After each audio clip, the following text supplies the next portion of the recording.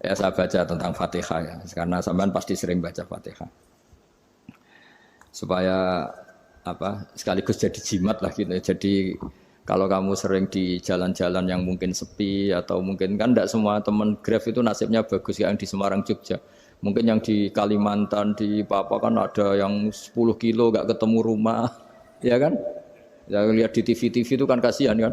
Sudah 10 kilo gak ketemu rumah, penumpangnya kuwekar preman tuh kan. Ini makan orang enggak kan gitu. Kan ujiannya dua.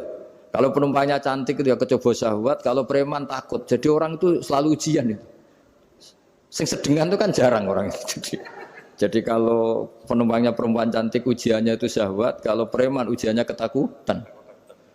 Kalau orang yang lemah bawa uang ujiannya kamu ingin garong. Jadi hidup itu memang semuanya ujian. Liyabluwakum ayyukum ahsanu amala. Makanya saya sering ditanya oleh teman-teman, Gus, nah ujiannya kenal wong wedok elek piye sama? Kenal wong ayu ujiannya syahwat, kenal wong elek ujiannya ngenyek, itu sama-sama dosa. Syahwat ya dosa, ngenyek juga dosa. Wah elek keriting untune metu ya dosa ngomong gitu. Kadang-kadang orang berpikir enak kancanan wong elek gak dosa. Kata siapa kancanan wong elek itu ya dosa karena bawaannya ngenyek. Ngenyek itu menyepelekan itu. Makanya saya itu ya nggak mau berteman sampean. Nanti kan bawaannya ngenyek atau seneng ya tidak tahu saya. Ya sudah ada takdir saja kalau ketemu ya tak ulang ngaji gitu. Tapi ini ngaji terakhir, setelah ini ngaji biasa aja, tidak usah resmi gini. Ngaji kok resmi aneh. Pokoknya nanti suatu saat kalau pandemi sudah berlalu saya akan ngaji Rebone, lalu ini ngaji. Ini ngaji yang kurang bagus karena ngatur kiai kurang berkah ini. Nanti tapi ya lumayan lah masih mau ngaji. Ngaji kok tanggal ini jam ini. Sekarang suatu saat kamu tak panggil, Mas Wahyu datang ke sini jam ini tidak mesti bisa. Mungkin pas ada acara apa, oh, maaf ke sini pas ngecek pas apa. Gitu. Jadi ya sudah tapi tak maafkan enggak apa-apa. Takdir ya.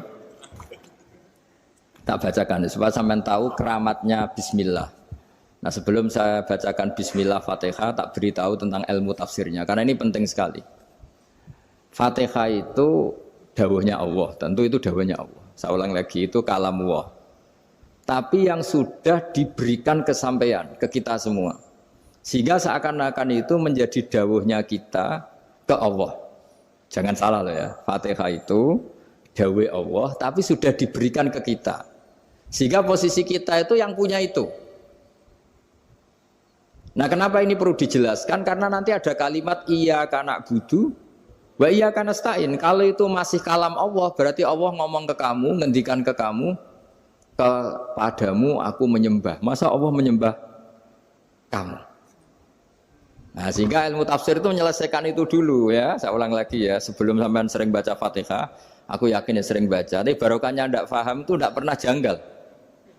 Enggak paham itu ya penting supaya ndak iskal, ndak janggal.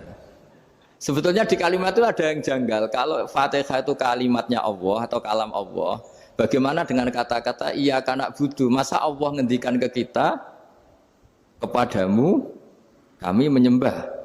Masa Allah menyembah kita?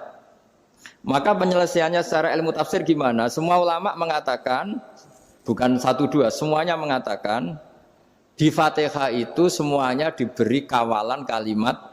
Saya ulang lagi ya, di Fatihah itu semuanya diberi awalan kalimat qulu, katakan wahai hambaku begini. Ya, katakan wahai hambaku begini.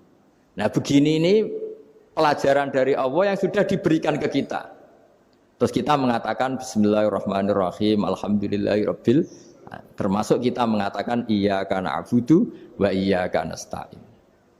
Jangan bayangkan Allah ngendikan ke kita. Kalau Allah ngendikan kita berarti gini, hei Wahyu, ihdinas siratal mustaqim, tunjukkan saya jalan yang benar. Nah nanti kamu terus, ya Allah, Anda aja minta pertolongan saya minta tolong siapa kan? Jadi panjang kan?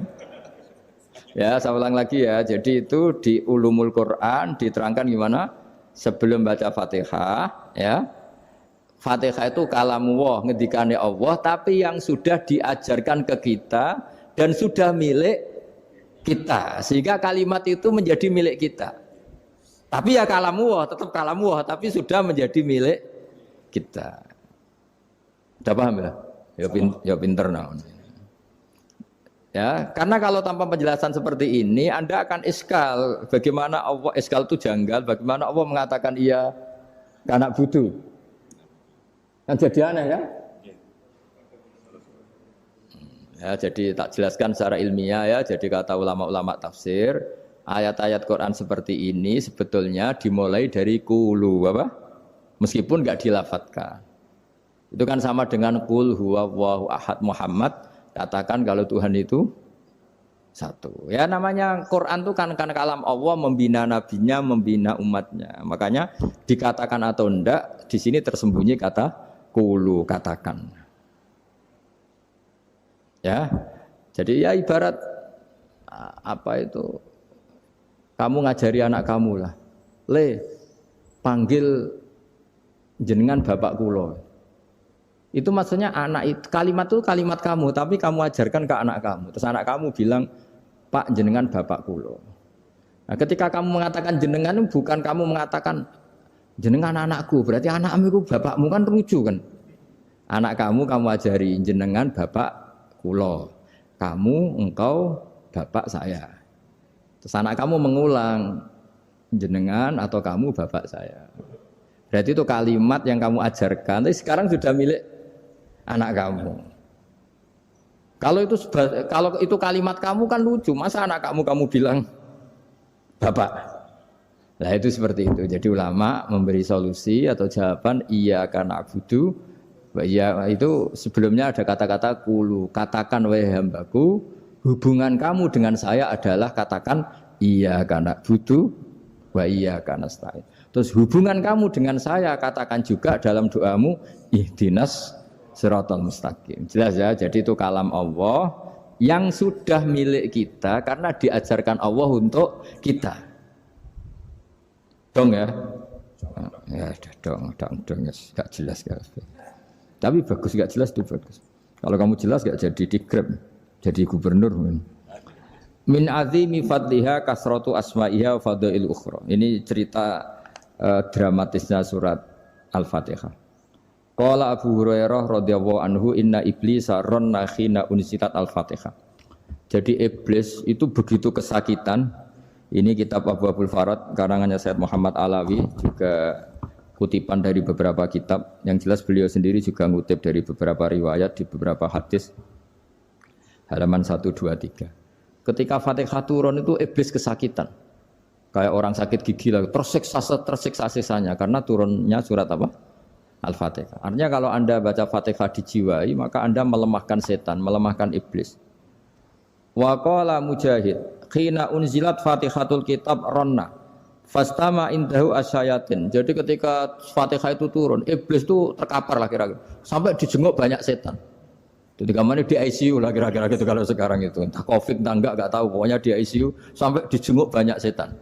Enggak tahu bawa apa enggak tahu. Pokoknya dijenguk banyak setan. Ono yang nyangoni karena ini apa? Ketuanya apa? Pingsan, sakit. Jadi iblis itu sakit sampai dijenguk anak buahnya setan-setan. Ya semoga kalian semua tidak kenal setan. Kalau kenal berarti teman apa? Wa qalu misla dzalik wa qala lahum laisa mimma taquluna syai'un walakin unzilat suratun laisa ajru qailiha illa an harrama alaihi nar jahannam. Saya ini bukan sakit fisik kata iblis. Kamu tidak usah jenguk saya, datangkan dokter terbaik, tidak usah. Saya ini tidak sakit fisik. Saya ini sakit karena ada surat yang diturunkan, yang pahala yang melafadzkan surat itu pasti selamat dari neraka. Padahal misi terbesar saya ini supaya manusia masuk neraka. Sekarang punya tamengnya. Wah pusing kan? Ya seperti orang lah goda sampean ternyata sampean setia itu kan pusing. Nah ternyata tidak setia itu yang akhirnya ribet kan itu. Jadi iblis itu cita-cita terbesarnya kan semua orang itu masuk neraka. Nah sekarang turun satu surat yang gara-gara surat itu siapapun yang baca dijamin selamat dari neraka. Jadi walakin unzilat suratun laisa ajru qailiha illa an harramallahu alaihi nar jahannam. Karena jadi dia shock lah kalau orang di Jawa itu bilang shock. Aduh sial nasib saya ini umat enggak bisa saya goda lagi karena punya tamengnya tadi punya. Qad batala kaidukum wa makrukum. Rekayasa kalian sekarang itu tidak ada gunanya semua. Nah, ini alhamdulillah di Indonesia kelihatan kan banyak yang miskin, banyak yang susah. Tapi selagi mereka masih sholat, itu keinginan mencari halal itu masih tinggi. Kayak apa kita di tengah kota, jauh dari anak istri, jauh dari tetangga. Biasanya kalau orang jauh dari anak istri tetangga kan sakar PDW. Tapi yang soleh masih banyak, sudah jauh dari keluarga tetap lurus. Loh kalau yang dekat lurus kan wajar, konangan wong akeh kan. Ini sudah jauh masih lurus. Nah ini nggak lepas dari barokahnya surat apa? Surat Fatihah tadi. Jadi karena ada surat yang menjamin pelafalnya atau qailiha terbebas dari api neraka. Wa qalat as-sayatinu lahu is ayyusai'in ta'muruna ya maulana. Faqala lahum idhabu wajtahidu hatta tukhfilu qulubahum hatta la yaqulu hadhihi surah. Lalu kita gimana? Jari para setan gitu. Lalu kita gimana? Terus kata iblis, sudah bikin mereka lupa sehingga tidak baca lagi. Selagi masih baca kita pasti keok. Jadi kalau sampean sudah jarang baca Fatihah itu berarti sudah bagian dari kemenangan apa? Iblis. Jadi kalau sampean sudah jarang baca Fatihah itu berarti bagian dari kekalahan Anda, kemenangan iblis. Masih sering baca? Berapa kali? Terus apa lagi?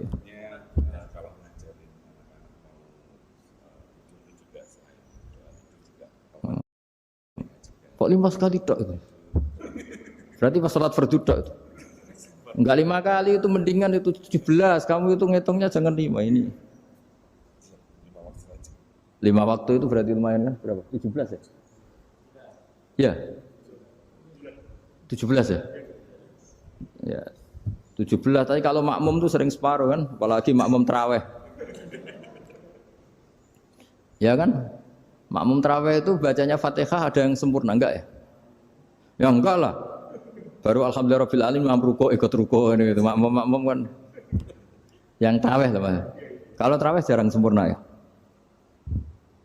Fatihahnya itu.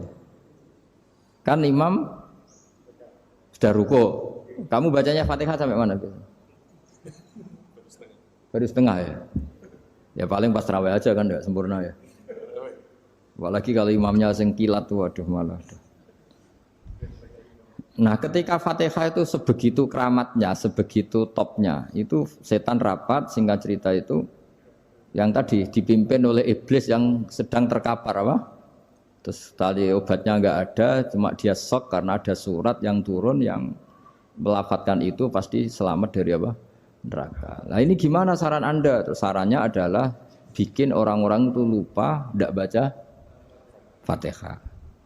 Nah ini rapatnya iblis. Idzabu wajtahidu hatta tufilu qulubahum hatta la yaqulu hadhihi surah. Kala yuksiru qira'ataha wa la yakunu lahum ajrun wa thawabun bal yakunu lahum adzabun wa iqabun.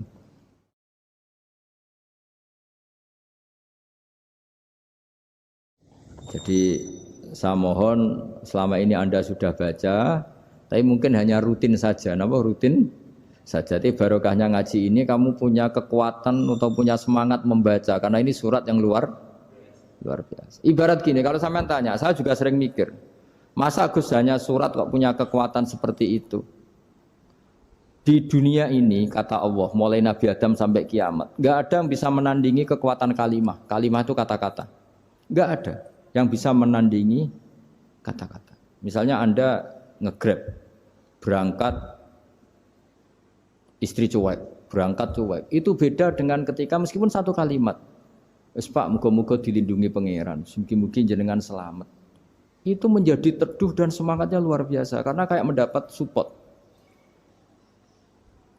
Jadi kira-kira kalimat itu hubungannya kita dengan Allah Fatihah itu seperti itu. Kamu melafadzkan satu kata-kata yang dibenarkan langit bumi, dibenarkan aras, dibenarkan malaikat, dibenarkan semua penghuni di dunia ini.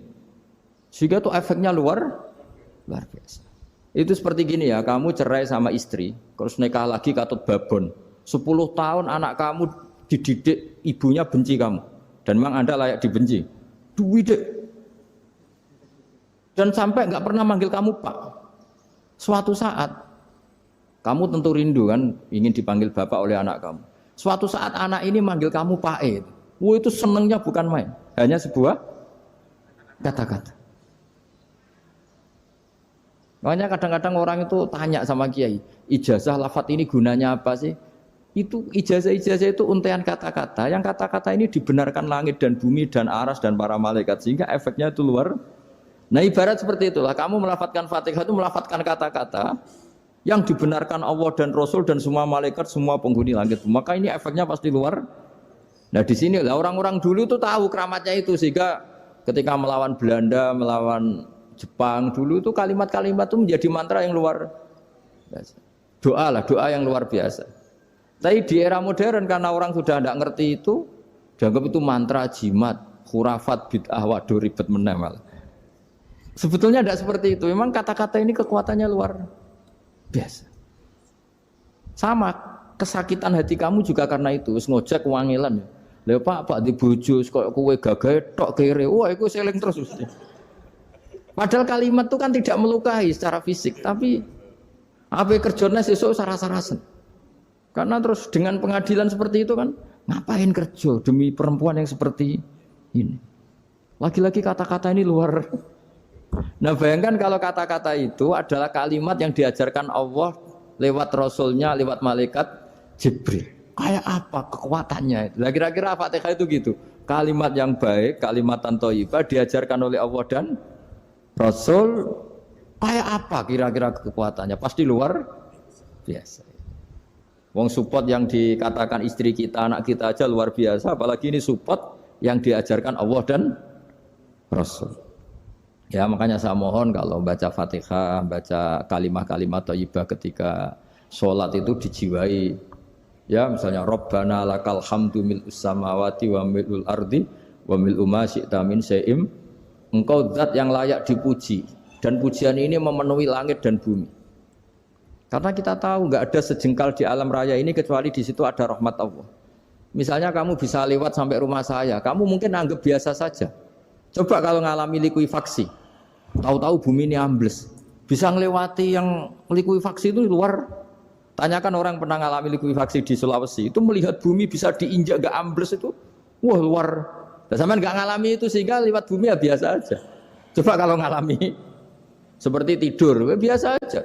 Coba kalau ada gempa, bahwa bumi tenang ini sudah nikmat yang luar biasa. Masa kamu ngakui nikmat nunggu digituin? Ya kan? Nah, makanya baca Fatihah dijiwai lah, bahwa ini kalimat yang luar biasa. Nah, saya teruskan ya. Warwa Muslimun fi sahihihi an Ibnu Abbas radhiyallahu anhuma annahu qala bainama Jibril alaihi salam qaidun dan Nabi itsami anaqidan min fawqih farafa'a ra'sahu faqala hadza babun minas sama futihal yawma lam yuftah qaddu ilal yaum fanazala minhu malakun faqala hadza malakun nazza ilal ardi wa lam yanzil qaddu ilal yauma fasallim waqal absyir binuraini qad uti tahuma lam yu'tahuma nabiyyun qablak Fatihatul kitab wa khawatimu suratil Baqarah. Jadi suatu saat Jibril ini jagongan kira-kira gitu sama Rasulullah. Tahu-tahu langit itu gemuruh. Langit gemuruh kata Jibril terus semuanya ngangkat kepala ke langit. Ini pintu langit baru ini dibuka, yang sebelumnya tidak pernah dibuka seperti ini.